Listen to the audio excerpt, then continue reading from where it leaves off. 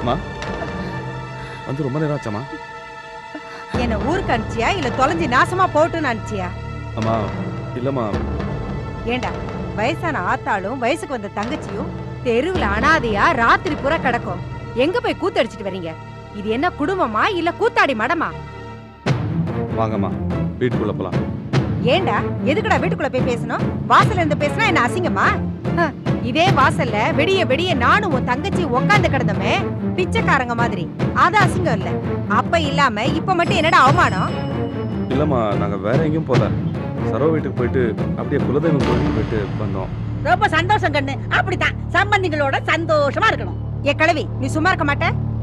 போவேடா போவே. அதான் எங்க 2 பேரையும் தண்ணி தெளிச்சு அனுப்பிச்சு விட்டுட்டியே. இனிமே பொண்டாட்டி மாமனார்னு அப்படியே போயிட வேண்டியதானே? ஆத்தா எப்படி போனா என்ன, தங்கச்சி எவன் இழுத்துட்டு போனாதான் உனக்கு என்ன? எல்லாம் என் தலை எழுத்துடா. இப்ப மட்டும் எதுக்குடா இங்க வந்த? அப்படியே போயிடுறா. போடா போ. அம்மா தெரியாம நடந்து போச்சுமா. இந்த ஒரு தடவை என்ன மன்னிச்சுட்டு வீட்டுக்குள்ள வாங்கம்மா. என்ன மதிக்காம தெருவுல விட்டுட்டல்ல, ஓ வீட்டுக்குள்ள நான் எதுக்குடா வரணும்? அம்மா இது உங்க வீடுமா, நான் உங்க பையன். டேய் இது ஏன் வீடுன்னா நான் எதுக்காக ராத்திரி பூரா தெருவிலே கிடக்கணும்? நீ ஏன் புள்ளன்னா எதுக்காகடா என்ன கேட்காம உன் மாமனார் வீட்டுக்கு போகணும்? இல்லம்மா இனிமே உங்களை கேட்காம நான் எங்கேயும் போக மாட்டேன். தயவு செஞ்சு வீட்டுக்குள்ள வாங்கம்மா.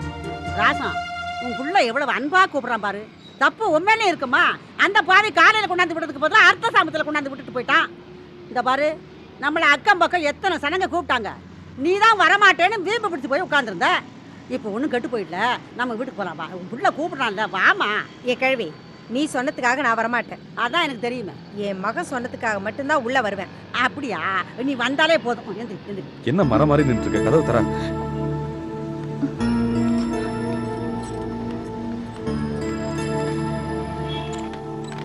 கொடுங்கம்மா.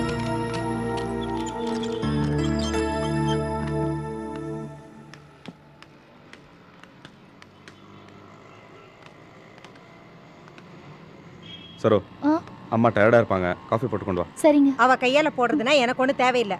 ஏ நிர்மலா காஃபி போட்டு கொண்டு வா. ஐயோ இது எத்தனை நாளைக்கோ?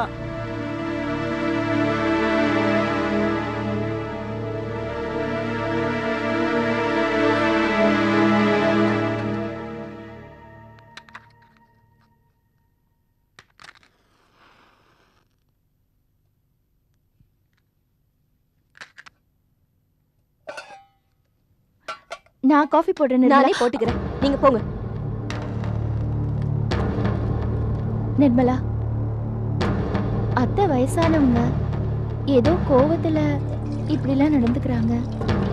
நீயும் என்ன புரிஞ்சுக்காம இப்படி நடந்துக்கிட்டா எப்படி? ராத்திரி பூரா தெருவுல நானும் அம்மாவும் பிச்சைக்காரி மாதிரி கிடந்தோம். நீங்க ஒரு தடவையாவது அப்படி கிடந்தாதான் நாங்க ஏன் கோவப்படுறோம்னு புரியும்.